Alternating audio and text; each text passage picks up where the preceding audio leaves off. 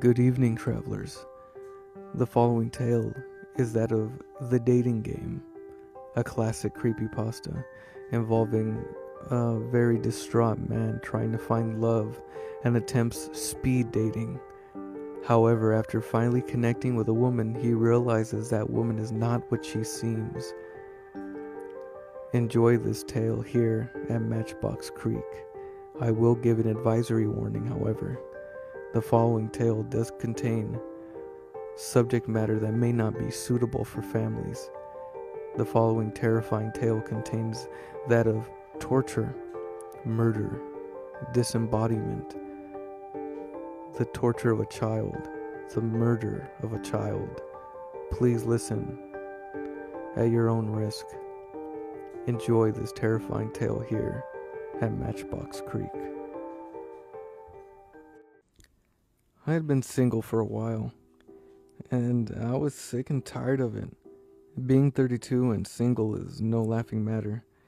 The traumatic experiences of watching your friends get married and have children and attain the American dream are akin to the hopelessness of depression of the schizophrenic mental patient.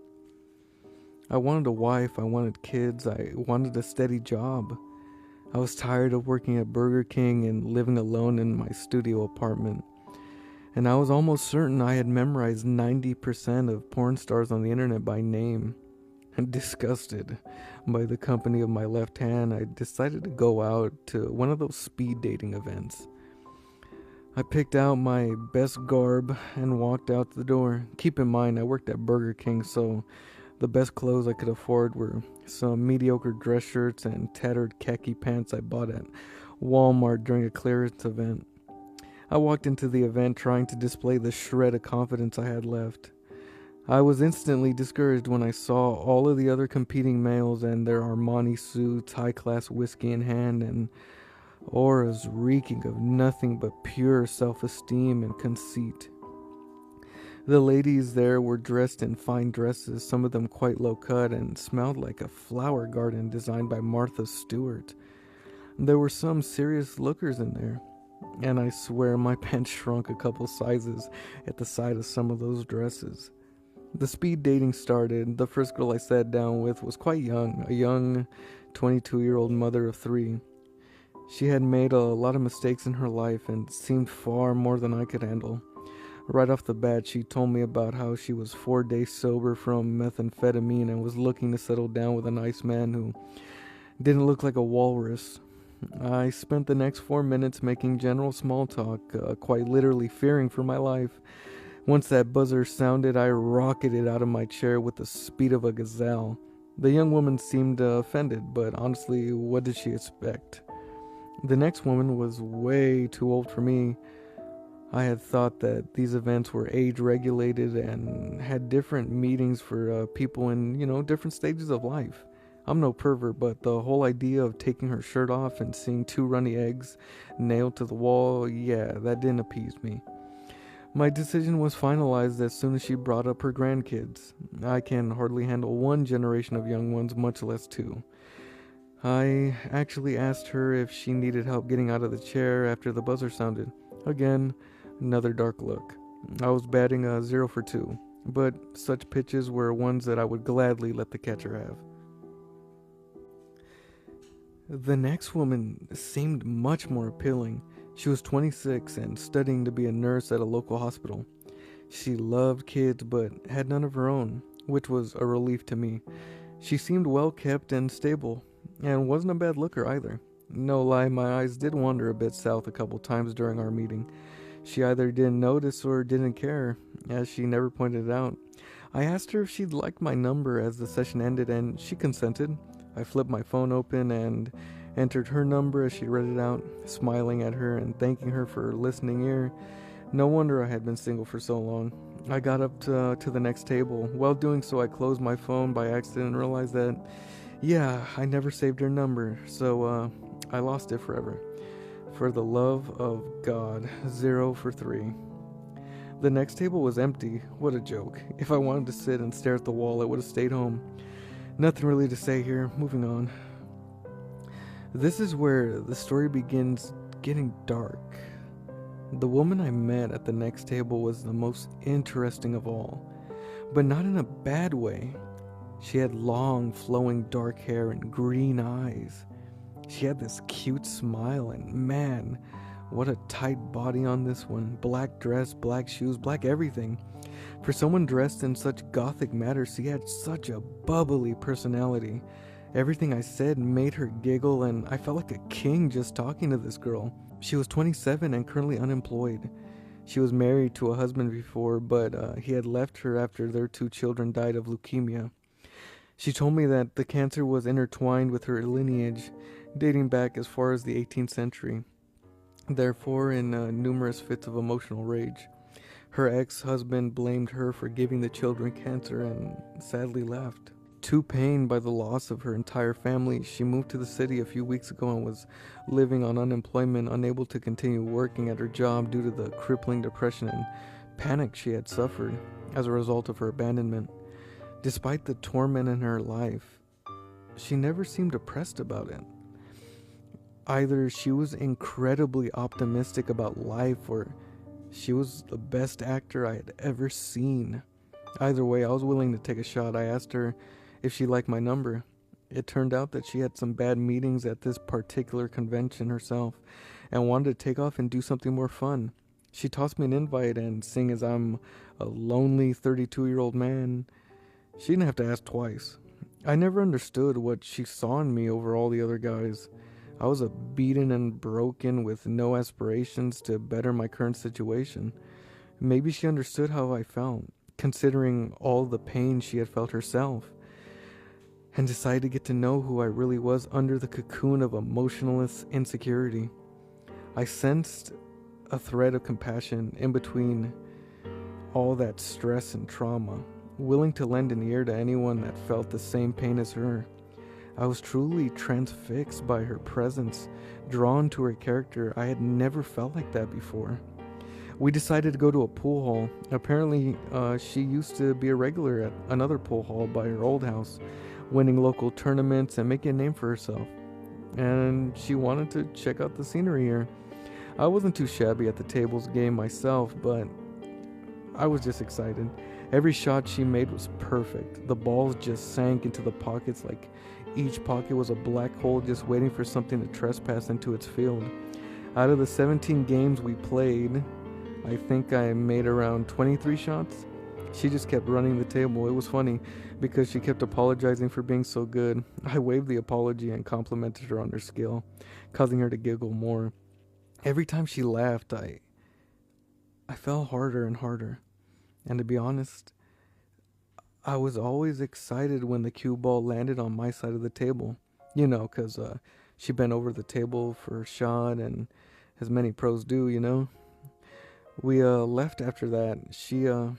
She said she had to get home as she had some errands to run.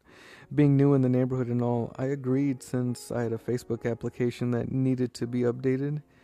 Obviously, I didn't give her that reason. Jesus, what the hell is wrong with me? Passing up on an amazing girl for Facebook.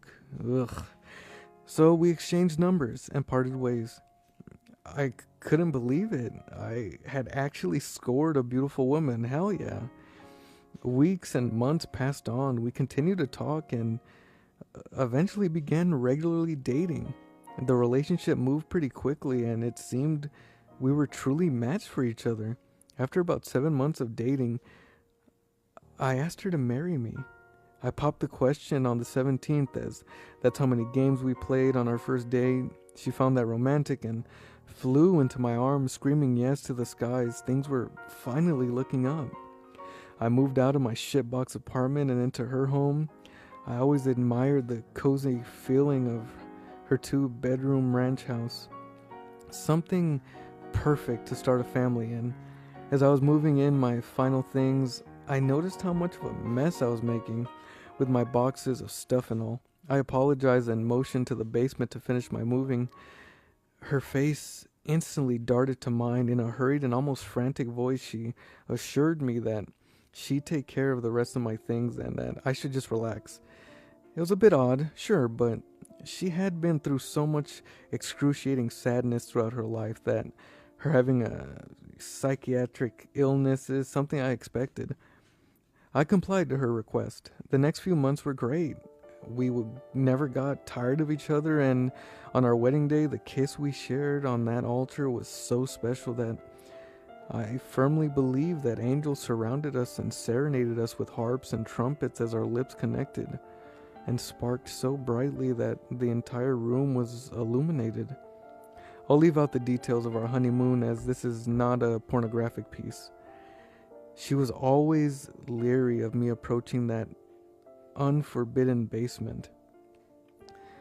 Something to the point of arguing with me about it, but aside from that, I didn't see any fault in her until everything I knew about life was shattered.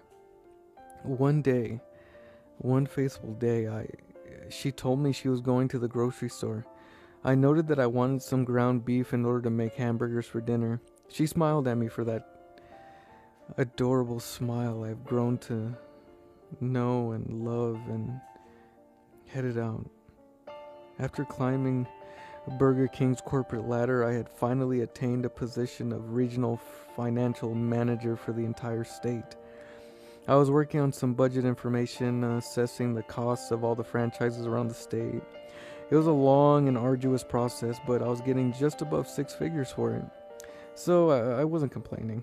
After each report was fully completed and evaluated, I moved the files to a USB drive so I could upload them to a computer for a corporate meeting the next day. To my horror, with only 3 reports left to finish, the computer crashed. If I didn't finish these reports, I would surely lose my job. I called my wife asking her if she had another computer or something I could use, but she didn't answer. I rummaged through the house to find something to finish these reports with no avail. Desperate times called for desperate measures, so I took the daring risk of approaching the basement. The handle was unusually cold and the door was locked. Frustrated and defeated, I slumped to the couch in a desperation. That's it. Until I realized that there was a specific flower pot that my wife always guarded with her life. On a hunch, I went to it and found the key at the bottom of the pot under the dirt. As soon as I opened the door, a rancid and tangible odor attacked me like a falling wall from a decrepit building. The entire basement looked as if it was wasting away, a clear contrast to the rest of the house. The heavy layers of dust upon every surface suggested that the basement hadn't been accessed in years. Using my cell phone as a flashlight, I guided myself down the stairs and flicked a light switch. Surprisingly, the bulb still worked. The walls looked molded, the wood was breaking down, the stench of something putrid just hit me. This entire place was in disarray. I encountered a strong sense of dysphoria after setting foot into the room. So I quickly searched for some old computer with the intent of running upstairs as quickly as possible. To my luck and astonishment, there was an old laptop and a charger in the corner, hidden under some boxes and books. Oddly enough, one of the boxes was one in which she brought down after I had first moved in. I had not seen some of this stuff in a long time. Ignoring the nostalgia, I seized the computer and charger and raced up to the master bedroom. After giving the laptop a few minutes of power, I booted it up and ran on Windows XP. It was quite the technological dinosaur compared to the modern equipment, but it had Microsoft Office, so it was acceptable. As soon as Windows finished booting up, a system message appeared on the screen notifying me that new sources had been added to the tagged video cache. I had never seen a system message like this before. I know that snooping is generally taboo, but curiosity overcame me. I was taken to the hidden file that required a password to access it. Rolling my eyes, I moved my cursor to X out the program when suddenly something typed in the password for me. A bit frightened at this point, I was sucked into the screen. There were four videos entitled him.avi, 1.avi, 2.avi, and y.avi. All 4 thumbnails were pure black. Curious, I clicked on the file entitled him.avi. I should have never done that. The video was extremely shaky and grainy. I could barely make out the figure of a man tied to a chair with some sort of metallic rope. A woman moving as if she was floating on air, not moving a single bone in her body, but yet being able to slowly hover around the room, came into the picture. To my horror, she brought out a knife and started slowly cutting the man. The man screamed in brutal pain as a woman slowly cut him to pieces. Blood poured from his mouth and all his lacerations as the woman dug the knife in deeper. His clothing was slowly stripped from his body, and after each article was removed, she used a lighter to set all of the newly exposed hairs on fire. Covered in horrific burns and terrifying cuts, the man had stopped screaming and was now simply bawling. He occasionally screamed out, "Why?" For that was all he could muster. Each time he did, the woman stabbed him again and again. She began laughing as he began vomiting blood and entrails. She picked up the small solid pieces of the vomit with a knife and slowly licked the knife clean, giggling like a schoolgirl. She then proceeded to gouge the man's left eye out while he was still alive. I couldn't watch anymore, so I closed the video. Shaken and horrified, I clicked on one.avi. I had to know what was going on. This time it was a young boy, about 8 years old, bound into a chair. He looked confused and innocent. I shook my head and fell into tears. Such a thing was not about to befall this boy. The video was of the same quality as the last one, however, the background was much brighter. They seemed to be in an abandoned household, falling apart and in ruin. The woman floated over to the boy, much like she did in the last video, and kissed him gently on his cheek. She slowly brought heat lamps, the source of the brightness mentioned before, over to the boy one by one until the entire video was white. After a while, the camera was dimmed so that the boy could be seen again. The innocent look once seen in the beginning of the video turned into one of excruciating pain. The heat lamp slowly began burning his clothes and skin. Bubbles and blisters began rapidly forming on his skin as he too screamed in pain.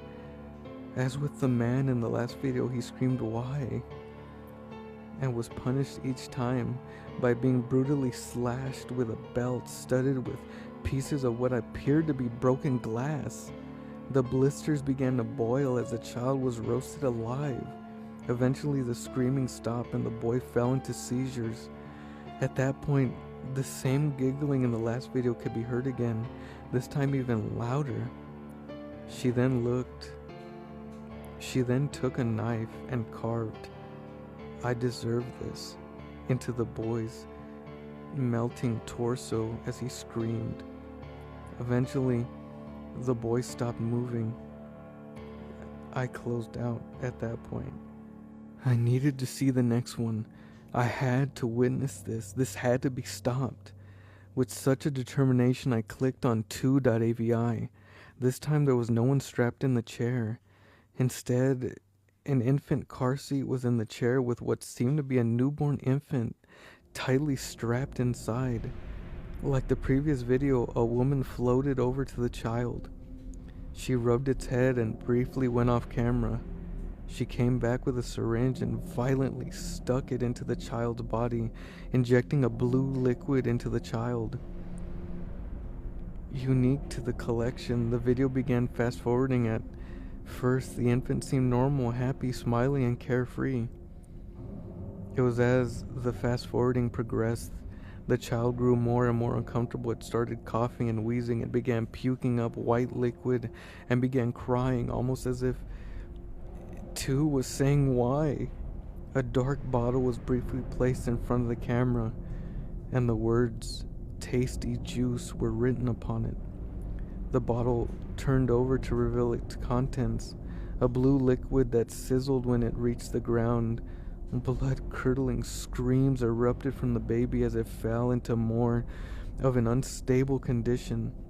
As the shrieking child grew closer to death, the same giggling in the previous video presented itself, but this time it was far louder than before. Determined to make it to the end, I fixated my eyes upon the screen, desperate of how much they were tugging at me to look away. The woman was screaming in laughter louder than the baby was at this point.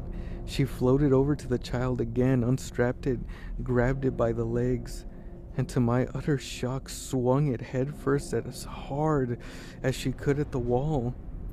The child's head exploded upon impact, leaving cranial viscera and fluids draped all over the wall. And then the video went black.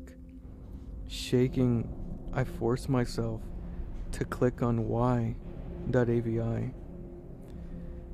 Before the video played, I noticed that this file was modified within the last hour. Almost blinded by fear, I swallowed my apprehension and opened it. This time, there was just the woman. No other person was present.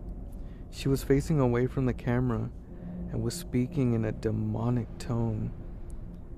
I can't really recall it exactly, but here's a paraphrased transcript of what she had said. Hello. Clearly by now, you know that I'm not the person you thought I was.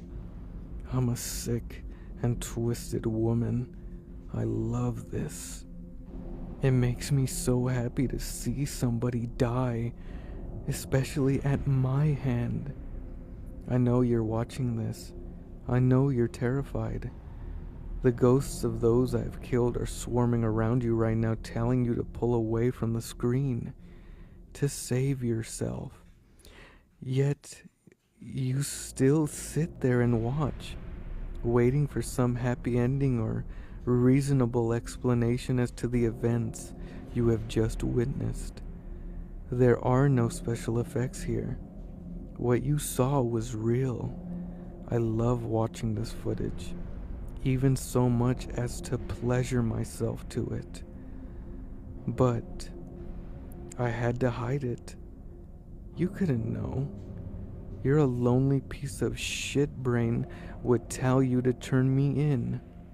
You were so desperate for love, you fell in love with a serial killer.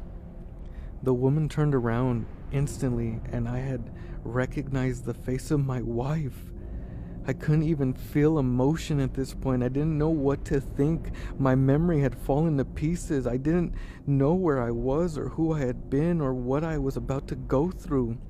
Everything in my life died as I saw that once happy and bubbly eyes that I once saw in my wife become vapid and emotionless. A small smile crept across her face, one that makes me quiver in malice upon the slightest thought of it. This wasn't possession. This wasn't mental illness. This was evil. So evil, the video continued. It's quite a shame. I really loved you. We had this passion. Remember the giggle? I made you fall in love with me. I tricked you. I lied to you. And want to know the best part? I knew you would find out. I couldn't keep this secret forever. Eventually, you'd find the key to the basement. Eventually, the stench would become too strong. Eventually, the decaying foundation would begin to topple the house, and eventually you would finally realize that my children never had leukemia, that my husband never left. I killed them, and they're closer than you think. Why do you think the basement smells so bad? You'd be surprised how easy it is to cement human remains into the floor. You stepped on my dead children and husband. Feel proud of yourself? I know you're watching this. I just made this video. I know what you've done. I began shaking my head, fearing what I knew I was about to hear. A cold sweat crept upon me as I suddenly felt two eyes bore into the back of my head. I was paralyzed. Those noises you're hearing aren't the pipes. Turn around. I slowly turned and froze as I met the psychotic eyes of my wife. She began to giggle. I didn't know what happened after that. I've been told by the police that people heard screams coming from my house during my attempted murder and called the police. I was told by physicians that I was violated with the sharp end of a screwdriver and that she placed a block of hot ice on my lap. I was tied to a chair, the same one as was used in the previous videos, and was videotaped. All the videos are now in police custody and I refuse to see mine. My wife was given the death penalty. I was present at the execution. Her last words were to tell me that she would never leave me, that she would always know where I was, that she would never give up on my murder, and that she never left a job unfinished. She was sure to tell me that I would see her again, that she'd send another minion to finish the job. She finished by telling me that I would never be safe, ever. She survived the first 3 attempts at lethal injection, but died on the 4th. She was smiling, and she giggled like a little schoolgirl right before she died. I have been through extensive therapy, and years later I have been able to overcome the horrific trauma I saw and experienced. I still make 6 figures a year. I have made a good network of friends, and my life has been incredible. I feel accomplished and successful. This is something I never felt before. I am now confident, so confident in fact that I'm going on a date tonight with a girl. She's cute too, with long, dark, flowing hair and vibrant green eyes.